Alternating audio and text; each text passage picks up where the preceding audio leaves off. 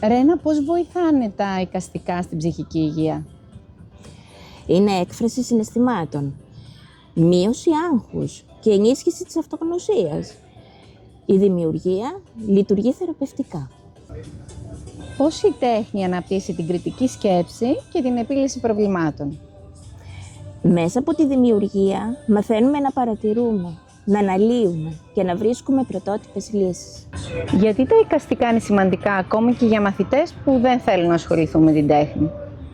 Τα εικαστικά είναι σημαντικά για όλους, από την αρχαιότητα.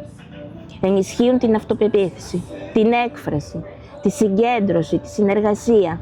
Είναι πολύτιμα σε κάθε πτυχή της ζωής. Ποιες δεξιότητες αποκτά ένας μαθητής μέσα από τα εικαστικά και πού θα του φανούν χρήσιμα σε κάποιο επάγγελμα μελλοντικό? Δημιουργικότητα, παρατηρητικότητα, υπομονή, επιμονή, κριτική σκέψη, αισθητική αντίληψη και ικανότητα επίλυσης προβλημάτων. Πώς η τεχνολογία έχει αλλάξει το χώρο της τέχνης? Πολύ. Άνοιξε νέες δυνατότητες. Με ψηφιακά εργαλεία, 3D εκτυπώσεις, animation, εικονική πραγματικότητα και διαδικτυακές πλατφόρμες.